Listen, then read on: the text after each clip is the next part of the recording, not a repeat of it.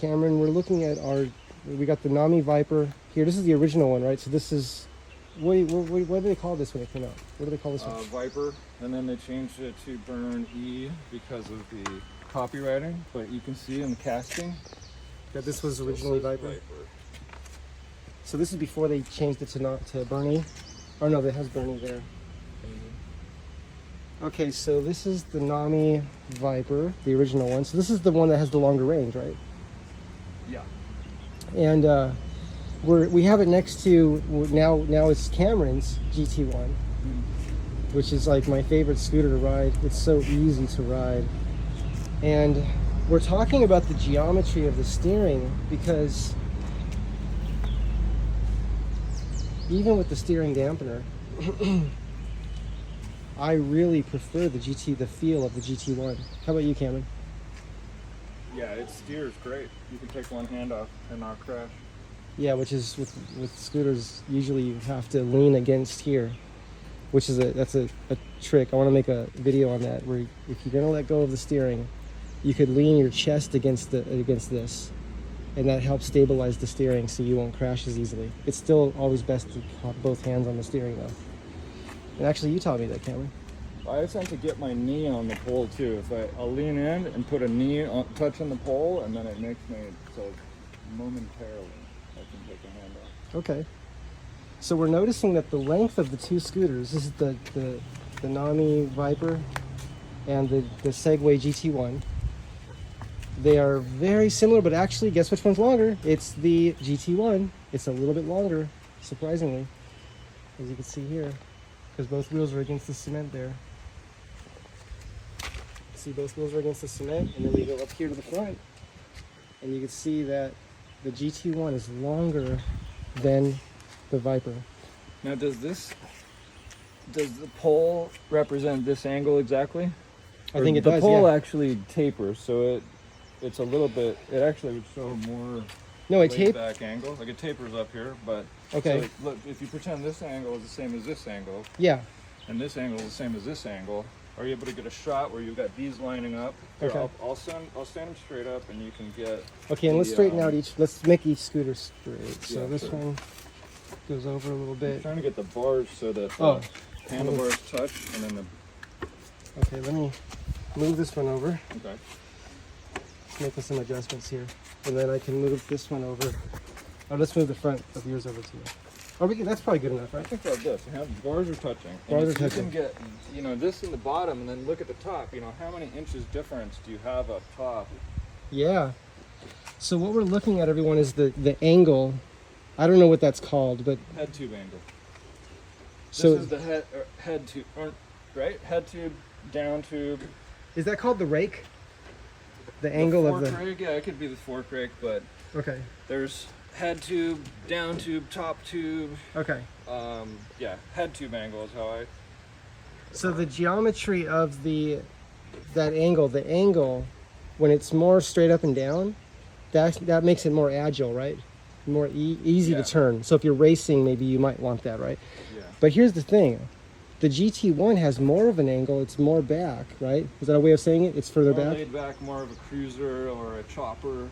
And it makes it very easy to steer. It feels like you can let go of the steering. It feels like it rides itself. And I prefer that. I would prefer that feel on the Viper. And I'm actually thinking about changing the geometry of the steering and maybe having a welder bend this back to match the GT1. I'm considering that. Literally change the geometry of this. Well, look right here. If they were to heat this up, you wouldn't want to change all the geometry. Oh, right. But if you could just heat this up and just bend between here just a wee bit, yes, that would change that angle. And that would change. That would change. Have extra support under it, so it's not boxed in. Yes, but what I might begin doing is try turning this around, and I think it's called 180 degrees. Right, because 360 is the full circle. So half a circle, if I bring this up here and find a way to have the wires reach, right? So I might have to take them out of there. Does that make it trailing arm suspension or something? Is that what they would call it? I don't know. I think that one's called double wishbone or wishbone suspension. And that would give me my disc both on the same side as well, because right now the disc is on this side. Oh, that's also what, is that what they did here on the GT1? Yeah, they have the disc on the same side. So we have a disc there, and we have a disc on the same side in the back as the front. And then on the Viper, they're on opposite sides. So this one has the disc on this side, and this one has the disc on this side. Now, the only reason I mention that is if laying the scooter down in the car, if I'm laying it down, I would want to lay it down where both discs are not, one is not have the chance of getting damaged, because I have bent discs that way. Yeah. Many of us have, right, Cameron? It's a frustration. It's a frustration. It made me come to realize drum brakes could be acceptable Yes. on a scooter. You know, I thought that the 9x Max was great with the drum brake. Yeah, it made me like the drum as well when I encountered that the disc bends so easily. And this also has, the GT1 also has very thick discs. As you can see, let's have a look at this, see if we could see it on camera here. If you look at how thick that disc is, do you see that? Now we don't have anything to Is make. that thicker than the GT there? The GT1 is Yeah, I think it is. much thicker, you can tell. Oh, it's thicker than the Nami, I guess is what Yeah, I oh yeah, Yeah. absolutely. You can just see it, you know. And even hitting a couple of bumps riding the Segway, I have noticed that the front brakes could, like if you hit a bump that's hard, Yeah. it'll make a little brake noise for a while sometimes, but I guess that doesn't mean that's the disc so much as the rest of the brakes. So you're saying when you hit a bump when you're braking, or just hit a bump? I believe it's happened just hitting a bump without braking. That's the rest of the brakes somehow scraped a little bit in a different way, like it adjusted the way the pads. On the rubbed Viper? No, on the GT1. Okay, and what do you think that's, and how do you Probably- understand that? What do you think's happening compared to the Viper, if we compare it to that? Well, if I think back to adjusting other brakes, and I've never looked at the GT brakes at all, but there was an inside brake adjustment on like the M365, where you had an inner pad that didn't move when That's you right. actuated the cable. That's right. And if that wasn't in the right place, then pressing the brakes would be ineffective, because all it would do is distort your disc shape and sort of brake. But in the end, adjusting that would make it work better. So it makes me think maybe the brakes are just a touch out of adjustment, or that's just the quality of the brakes. I don't know. On the GT1? Yeah. Okay. In general, though, they feel good. They do. They feel really good. Yeah. And that's one thing. I understand. I read about the brakes on this, how they didn't put regenerative braking. I just like regenerative braking because I like not having to change the brake pads. I like less maintenance, but I'll tell you this: the GT1 has the best brakes that I've felt. Now that's I still like the feel of electronic braking. That's my favorite feel, the feel of it, the way it feels very smooth. But for non-regenerative brakes, these brakes feel so good and they work so good. And that's something I was talking about in the video I made when I was talking about the GT1, the Segway GT1, is that when I pull both brakes gently, even though it doesn't have electronic braking, electronic regenerative braking, it stops very easily. Have you noticed that? Stop it easily and without a lot of force on your finger. Yeah, I don't know how they did that. I don't know how they did it. So it really, I mean, honestly, it's like my handicapped device, because my arms are messed up right now, and I want to ride it because it's easy to not get fatigued. Right, exactly. That's really great. Yeah, so Segway, you guys did a great job. And Cameron and I, before I started filming, Cameron and I were literally trying to figure out if we could put the wheels and the battery and all the electronics on a GT scooter, on a GT1 or 2, one of those. And we were looking at what were our thoughts on that? Well, if I use my finger calipers back here, Yeah. and call that the distance of the rear wheel, and say, does it fit here? It seems to be about the same, It looks very similar. Although like it could I don't work. have a caliper that's going to measure that way, but you know, with the eyeball, it looks helpful. I think we'd have to get a couple of squares and hold the squares together and make a caliper out of two squares to figure it out. You know, it wouldn't be worth taking it apart to figure out. So, and then we got to the battery, and that's where we stopped because we know the battery on this appears to be much larger.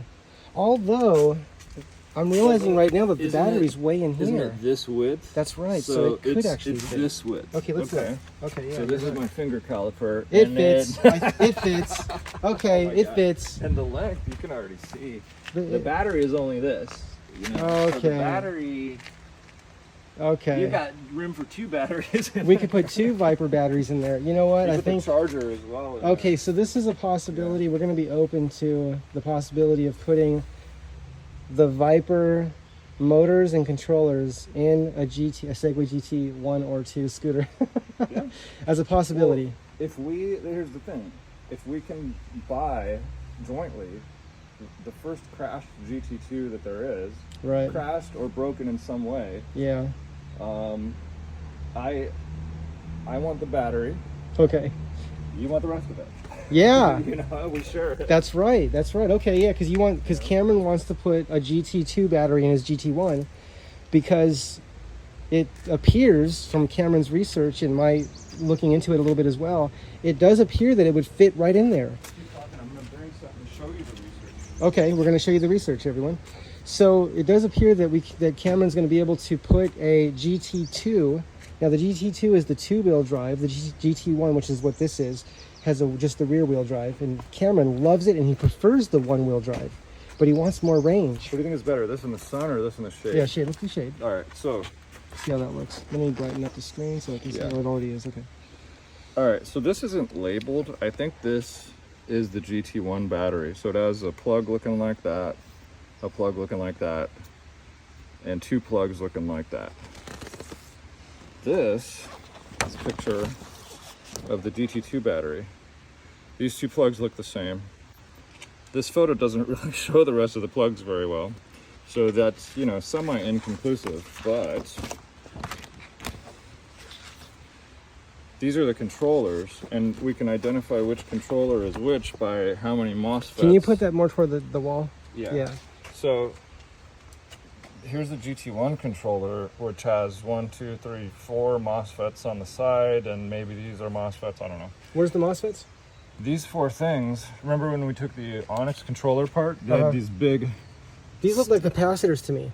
Isn't that what a MOSFET? Well, I don't know. Anyway, it's the difference between the two controllers is one set of these on the GT1 and two and sets one on the set other? of these on the GT1 and two sets of these on the GT2 Okay. and two sets of these motor plug wires. So I don't know. Is there anything underneath the board? Because I don't see MOSFETs on here myself. I'm still learning about electronics myself, but I don't see MOSFETs here. I don't know if I didn't know if these just were MOSFETs that look they like are transistors, but yeah, because to me they look like capacitors. in any case, But they look, could be. You could be right, Cameron. I'm still learning. power connections. Yes. I'm calling that the same. Okay. Here's a little wire plugged in that goes what? Red, black, white, blue, blue, yellow. Red, black, white, blue, blue, yellow. We've got a little plug here that looks to me the same. The zoom, you know, it doesn't zoom in that well. This little plug, to me, looks real similar. Wow. This little plug doesn't exist, but it's the same as that. So, you know, it doesn't exist here because I see here this is four. GT1. I see 4 of these and 2 here. Smart. Yeah, you found a difference. Okay. Yeah. These and this has ones- some other stuff. This has a little bit here. There's something here. Yeah, Don't have it there. yeah. You have these 2 capacitors here. You don't have that here. This has this here. I don't see that here. What else? Yeah, all this stuff. Can you imagine someone converting a GT2 controller to power one motor and having a single motor GT1 using a double power configuration? Because what kids would do to their M365s is add more or bigger MOSFETs, like add heavier duty stuff. Okay. So anyway, To get more power. the thing is, I don't need all that. Right. I don't need to go 40 miles an hour. So it's already fast. But I was just thinking, like, look, if I were to buy this for $100, instead just buy this for $120, Yeah. and then let's say I burn out one circuit. All right, I'm gonna flip to the other circuit. My controller is 2 controllers. Leave it stock, Also, this one has a boost function that the GT1 doesn't have. Wow. Which would also lead me to have to get all different controls over, because the GT1 and GT2 have different controls, including a boost button. Okay. But anyway, I did this research. I thought it was cool, yeah. but you know, It the is. zoom, it's not quality images, which is so Right, frustrating. right. You know, Yeah, I but see that. whatever. You know, Let's look at the battery again. Let's look at the plug on the battery again, because I don't think I got the plug last time. I was too close. Can you put it close to the wall? Yeah. Okay.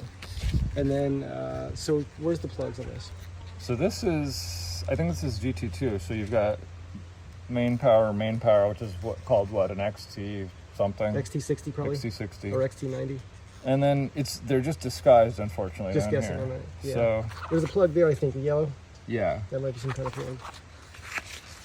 Yeah, it's right So, there on this one. It's right there on that one. Yeah. Oh, and we've that plug's got- there. So that black Yeah. plug is also there. This one you can tell is a black and red, which is going to be the charger. Okay. Yeah. This is going to be the data plug, which Okay. we looked at the controller views, and you know, the shape of all these match between each picture. So it may, even though I can't view the other end of that, the controller pictures match. Yes, I get it. I see it. So I feel like I'm a super NASA scientist right now. Oh, yeah. And I feel You like got I it. really did the work. You and I did. believe That's that right. these are going to swap. Yeah. I'm just telling you that. It's going to work, It looks like it is. you know? So one of those is longer, even though they look similar. One of those is longer, right? Is that right? Well, it could be that they use a similar case size and a less quality battery cell. Yeah. You know, just like that the case- Max, that remember? actually looks exactly the same. The case probably is the same dimensions. Yeah, and it clamps in on some little clamp Yep. things here. Okay. Oh, yeah, a I can 9 see bot- it. They are the same. Look, there's one. I see screw holes here. 1, 2, 3. Yeah. And this has 1, 2, 3. Yeah. I can tell these are the same size. And since it is a brand, their engineers are going to do stuff similar, which is what they did on the Max, Okay. LP, and G30P, which is have the same size battery case and different guts inside. So they had a 10 amp hour battery in the G30 LP, and then they had a 15 amp hour battery in the G30P, where I was able to swap those on a 9x Max, which is why, you know, it just leads me to this being my second battery upgrade on a stock That's awesome. vehicle. I'm excited project, for you to you do know? that modification on that. Okay, excited guys, too. we're going to wrap this up. So here it is, the GT1, Segway GT1. Great work, Segway. You guys are really doing great. I'm so excited to see where Segway continues to go. I mean, there's no limits. They've made it somewhere really good. If they could make this scooter 30 pounds lighter, though, Okay. you know, And they feel can like do it it. could I think they can do happen, it, you know? yeah. And they'll say, yeah, it's called the P100S because they have little dinkier scooters, Yeah. But you want this. I guarantee you that one's not going to go uphill at maximum speed on eco mode. Yeah. That one's going to be going uphill at like 14 miles an hour, and this will go 22 miles an hour up a steep hill on eco. Yes, You know? in Eco. Eco goes 25 miles an hour on that one, and it's really good. I rode it all the time on Eco mode. And we Yeah. went through Griffith Park on that, on the GT1, and I had the Dualtron Thunder, and we were going, that scooter did very well. Mm-hmm. We were going, it was doing very well. I think you said it does what you want it to do. I think that's the way you Pretty described much. it. So when you want to go fast, it does it. Yeah. Okay, everyone. Until next time, take care. Bye, everyone. Okay, say bye, Cameron. See you later, people.